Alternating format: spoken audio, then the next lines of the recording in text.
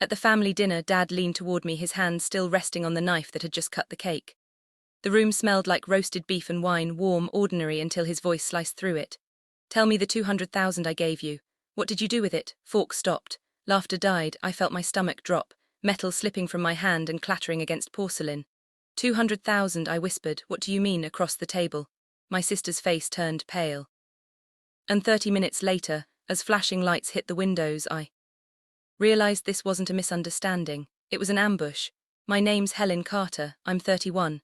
And for the last 8 years I've lived in Chicago, where the skyline hums like an engine that never sleeps. I work as a marketing coordinator for a mid-sized fashion brand, a job that pays the bills but doesn't feed the dream I've carried since college, opening my own boutique. I've spent years saving, building mock campaigns, sketching store layouts during lunch breaks.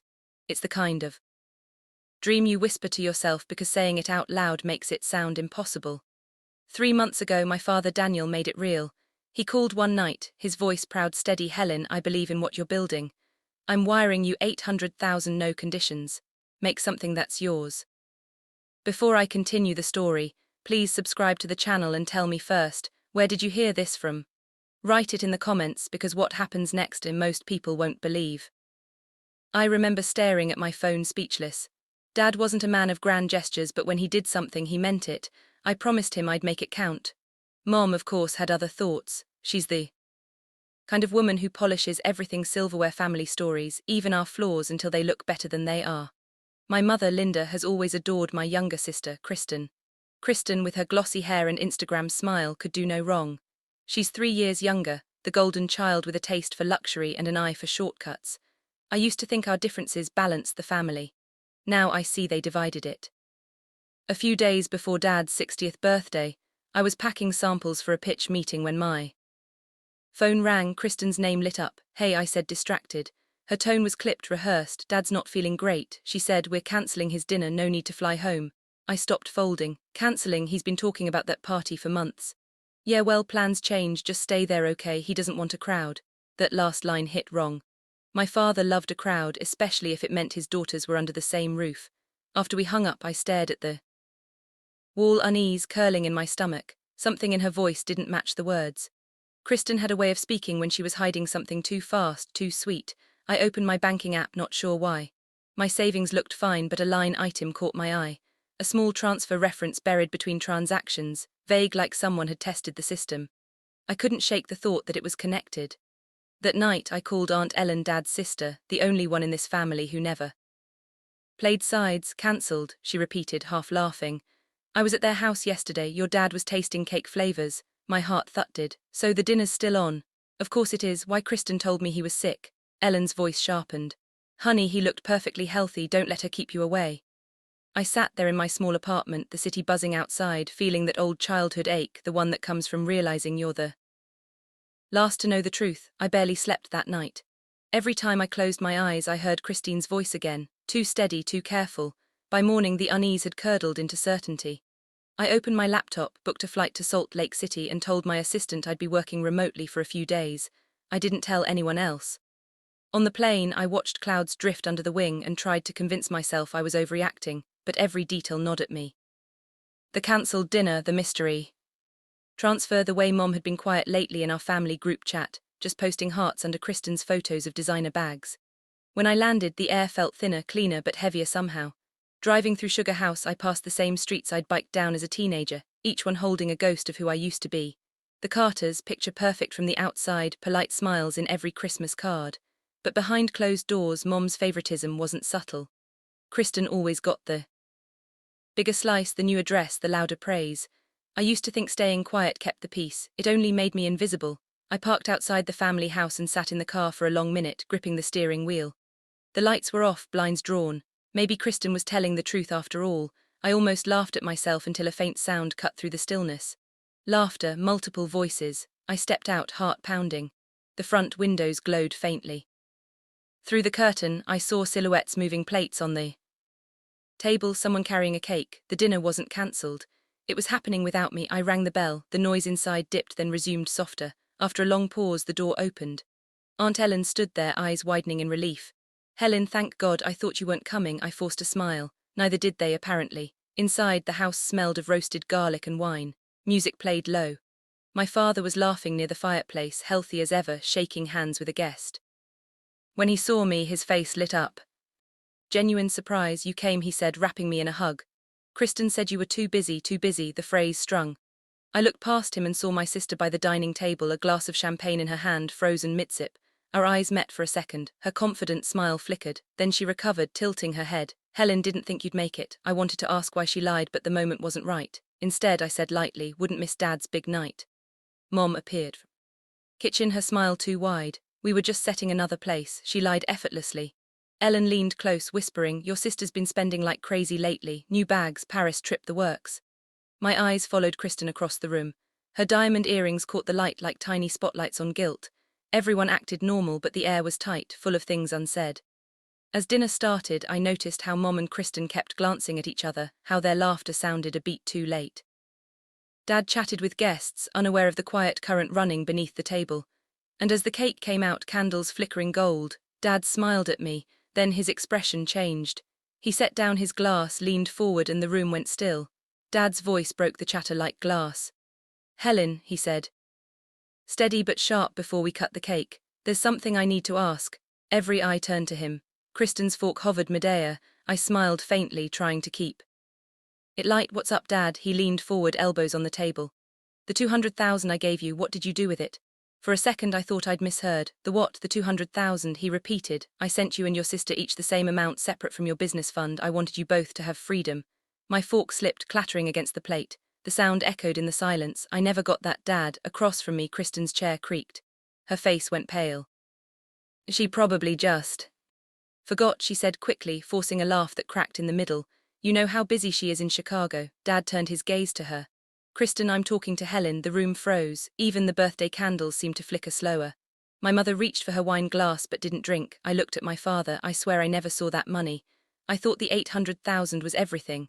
Ellen at the far end of the table crossed her arms. Funny, she said softly. I saw Kristen last week with a new Rolex and a Louis Vuitton bag. Paris. Trip too, guess that came from a good investment. Kristen's head snapped toward her. You don't know what you're talking about. Dad's expression darkened. Kristen, he said quietly, where's your sister's money? No one breathed. Kristen stammered, it was a mistake. The account was joint, right? I thought you thought what Dad's voice was steel now. Mom stood suddenly, her smile brittle. Daniel, please not here, we'll sort it out later. He didn't even look at her. Linda, did you know about this? Her silence was answer enough. My pulse thundered in my ears. It was all happening in slow motion. The dinner guests shrinking into the background, Christine's mascara smudging as she blinked too fast, my father's disappointment heavy enough to crush stone. Ellen placed her napkin down. I have receipts, she said, credit statements, purchase logs. Kristen's been burning through money like gasoline. Mom's voice cracked. She just needed help, Daniel, we were going to replace it before what he interrupted. Before I found out, for the first time in years, I saw my father's temper. Quiet, controlled, lethal. He stood, took out his phone and said calmly, I'm calling the police. Kristen gasped. Dad, no, please don't do this. He met her eyes unflinching. Family doesn't steal from family. I sat perfectly still. No yelling, no tears, just the weight of truth filling every corner of the room. Outside, the night was silent until the faint wail of sirens began to rise, getting closer. And as the blue and red lights painted across the windows, I whispered to myself, you wanted me gone, Kristen, congratulations, you just erased yourself instead. The sirens bled through the night, blue and red lights flashing against the dining room walls. Dad still stood at the head of the table, phone in hand. Kristen's face was drained of color. Mom stared at the half-melted cake as if wishing it could swallow her whole. Dad, Kristen whispered. It was a mistake. He sat slowly, the calm before a verdict. A mistake is forgetting to send a card. This was theft. Silence. Guests shifted uneasily. Ellen folded her hands, eyes steady on me. You okay? She mouthed. I nodded once. 2 police officers entered with a soft knock. We got a call about a theft. One said. Dad rose again. $200,000 taken from an account meant for my older daughter, Helen. The officer glanced at me. Your sister, I swallowed. Kristen. Carter, he opened a notebook. Let's hear it from the start. Dad explained the $800,000 for my boutique plus $200,000 gifts for each daughter. Helen never touched hers, he said, but her balance is gone. Ellen slid a folder forward. You'll want these receipts, bank logs, Paris tickets, all Kristen. The shorter officer flipped through pages. Ms. Carter. He looked at Kristen. She twisted a napkin. I thought it was mine. The account was joint. I meant to replace it. With what? Dad asked, voice low. Next month's excuses. Tears glazed her eyes. You gave her 800,000. I just borrowed it. I stared at her. Borrowed doesn't mean stolen. Kristen, Mom stood, voice trembling. Daniel, please not here. We can handle this privately. He didn't look at her. Privately, that's how this started. The officer cleared his throat. We'll take formal statements. I followed him into Dad's study. The smell of old paper thick in the air. He sat down a recorder.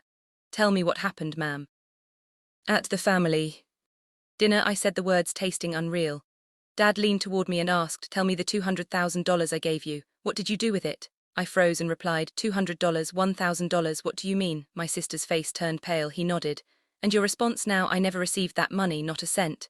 When I returned, the room felt stripped clean. No chatter, no warmth. Kristen sat rigid, mascara smudged. Mom hovered behind her, one hand on her shoulder, the other trembling. Dad stood by the window, light from the patrol car painting him in red and blue stripes. Kristen, he said quietly, you were trusted with family, not just funds. You broke both. She shook her head, sobbing.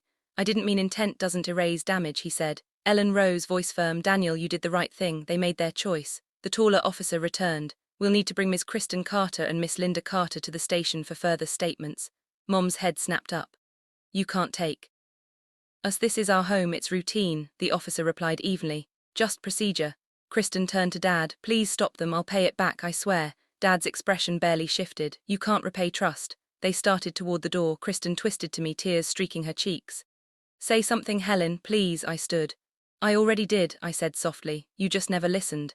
They were led outside the front door, closing with a howl sound that echoed through the house. The guests filed out in awkward silence. The cake still sat in the middle of the table, candles long dead. Dad pressed his palms over his eyes. Ellen placed a hand on his shoulder. You're protecting what's left, she murmured. He nodded, voice rough. Family doesn't betray family. I began collecting the broken pieces of a champagne flute from the floor, the glass biting cool against my fingers. I carried the shards to the sink, rinsed away the stickiness, and felt the weight of the night settle into something stiller, final. The taller officer paused by the doorway. We'll follow up tomorrow. You hold up well, Miss Carter. I've had practice, I said. Outside, the patrol car rolled away.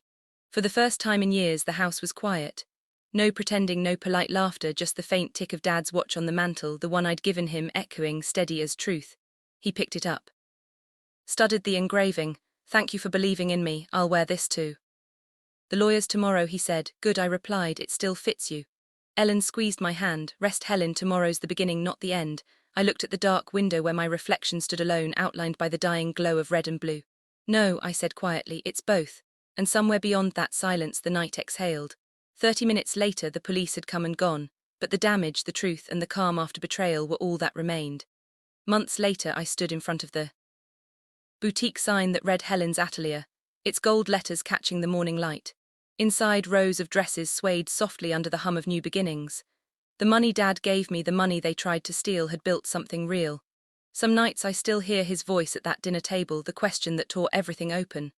But now it feels like closure, not pain. Betrayal didn't end me, it clarified me. If you've ever had to rebuild after someone you loved broke your trust, share your story below and subscribe for the next chapter.